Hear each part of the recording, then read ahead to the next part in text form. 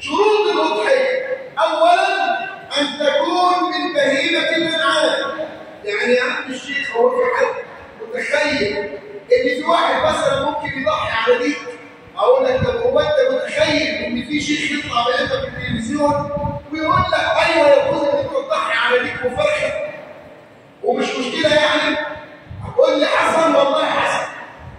وطلعوا بيقول لك إن يجوز الأضحية على من ليس من ذوي بهيمة الأنعام. ليه يا عم الحاج؟ قال لك الظاهرية وابن حزم قالوا ذلك. يعني أنت سايب كل الأدلة الصحيحة وسايب فعل النبي صلى الله عليه وسلم، وتيجي تقول لي قال ابن حزم وقال الإمام الظاهري والظاهرية كلهم، ثم إن هو مخطئ خطأ كبير جدا. وإحنا لما نفكر التفكير ده عندنا خطأ كبير. ليه؟ لأن الأصل في التوسعة والتيسير في الإسلام هو النبي اللي قال يسروا ولا تعسروا وبشروا ولا تنفروا. هل النبي سيكون الأمر في التيسير بهذا اليسر وهيخلي الأمر بهذا العسر؟ ثم إن إحنا لسه قايلين إن الأضحية سنة، من فعلها فعلها، بل هي ليست عليها وزر في حق المستطيع. قليل من العلماء من قال أن القادر عليه وزر.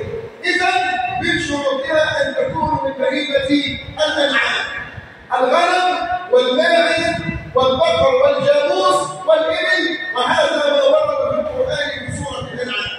واحد من لا يكفر ولا ينام.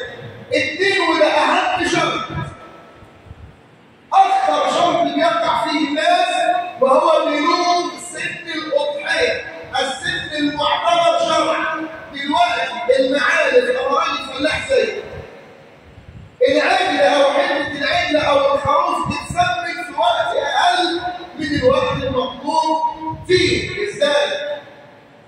العجلة اتعرف وصل ل 300 400 500 كيلو وهو لسه سنة ونص، والخروف ما تمش 6 شهور ما شاء الله عليه، والكيدي برضه ما تمش سنة وما شاء الله عليه. بالعكس نظام العلاج بقى مختلف وبقى حاجة عظيمة جدا، ماشي. لكن النبي صلى الله عليه وسلم قطع الأمر قطعا تاما في هذا الأمر. بعد ما قال لك حديث النبي ما تجيش يديني بعد الخطبة، قال صلى الله عليه وسلم: لا تذبحوا إلا مسنة، إلا أن يعذر عليكم فاذبحوا الجزع من الضأن. المسن ما هو؟ الغنم 6 أشهر فما فوق، الماعز سنة فما فوق، البقر والجاموس 2 فما فوق، الإبل 5 سنين فما فوق. يا عم الشيخ طلع لنا واحد في التلفزيون بيقول لك إن العبرة باللحم. أنا بقى هقول لك أنت حطه قدام حديث النبي وراح. يعني هو النبي ما كانش قادر ييسر الأمر هو كمان، ويقول لك مثلا لو كان اللحم فيها قد كده. أنت تعرف إن الأصل البهائي للمرعى اللي كانت أيام النبي واللي بترعى في مرعى دلوقتي واحنا بنشوف أفضل من البهيمة اللي بترعى، وبتوصل لجسم وثمن أفضل من البهيمة اللي بترعى. لكن احنا مشكلتنا دائما بنجري ورا الأمور التي لم يفعلها النبي صلى الله عليه وسلم. إذا من ذبح قبل السن المعتبر شرعا بإجماع العلماء أن هذا لحم قدمه لأهله ولا يجزئ عنه الأضحية. 3، أن تكون الأضحية ملكا لصاحبها. وفي واحد يبقى حاجة مش ملكه. أنا رحت كالسيد اشتريت أضحية، جيت اتزنقت في فلوس، فقلت لفلان ده البهيمة بتاعتي دي راح أنا عندك، راح ليك عندي لغاية لما اسد الفلوس. جه عيد الأضحى والأضحية مرهونة، لا يجوز الأضحية عليها لأنها تعتبر ليست ملكا لصاحبها. أو أنا رحت أشتريها وجبت الفلوس، قلت له الفلوس هديها لك قبل العيد يومين 3، قال لي اعمل حسابك الأضحية مش بتاعتك طالما ما سددتنيش. لو ما جبتش الفلوس ما تضحيش عليها لو سمحت.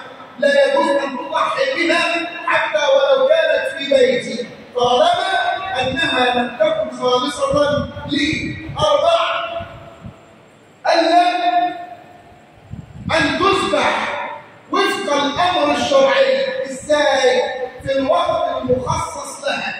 فتجد كثيرا من الناس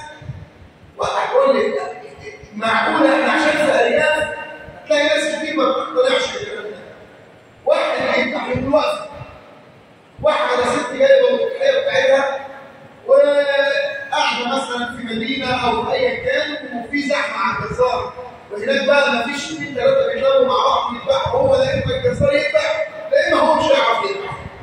فتيجي تقول لك احنا كده في الروقان بالليل كده ومحدش شايف حاجه ونذبحها والصبح نبقى رايقين وفايقين على الاقل نقوم براحتنا.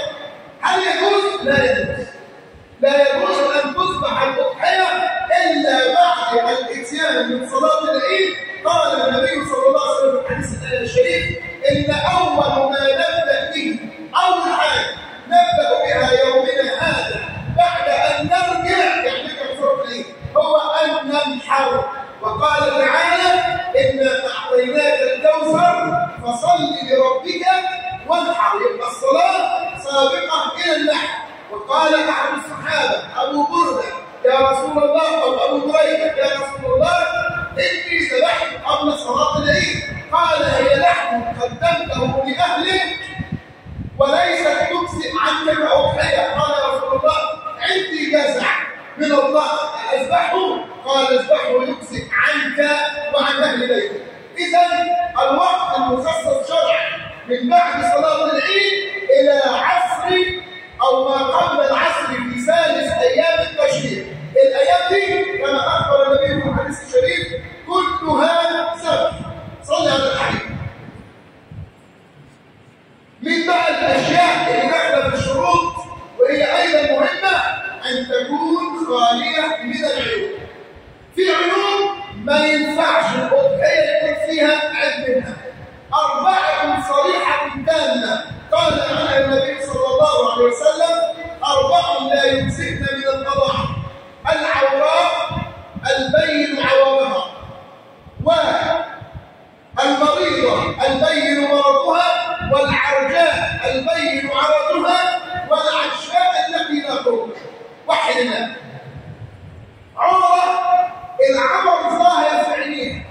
بعض العلماء قال لك اما ان تسخى في العين واما ان تخرج العين. لو كان عور بسيط تجزي، لكن لو عور واضح فلا تجزي. عرجاء بين عرجها نعرفها ازاي عن الشيخ؟ البقره اللي عندك اللي هتضحى عليها لما بتيجي تمشي في المرعى مع البهايم او بتيجي تمشي جنب البقره بتاعها اللي عندك في زريبتك اعزكم الله، بتمشي قصادها ولا متاخره عنها؟ لو كان عرجها يؤخرها عن القطيع فهي لا تجزي. ان كان عرجها يسير وتستطيع ان تسير مع القطيع فهي تجزي. المريضه البين مرضها، المرض بتاعها واضح اصبح مأثر عليها، او جه الدكتور قبل العيد قال لك يا عم الحاج الاضحيه دي فيها مرض شديد ما ينفعش تضحي عليها. يا عم هو حد عارف حاجه؟ ناس كتير يقول لك هو حد شاف حاجه؟ يا عم ده خلي بالك المرض بتاعها ده قد ممكن يضر. يا عم اللحم لما بيتحط في النار بيطلع منه كل الامراض ويبتدي يحللها لنفسه ويخرج نفسه من الموضوع. فالنبي صلى الله عليه وسلم جزم بذلك ان المريضه البين مرضها لا تمسك والعشاء التي لا تنتج. عمك الحاج راح السوق الاضاحي ماليه خالص وهو معهوش غير الكرشين اللي في ايده دول. يا عم هات لي الجاموسه دي، يا عم ده لحم على عظم، ده الجاموسه عندها قربت تموت وخلاص منتهيه ولا الخروف ده مش قادر يمشي ده مفقود فبيمسك كده ده لحم اهو بنسير الدم وخلاص. وده بنسمعه كتير. روح السوق هتلاقي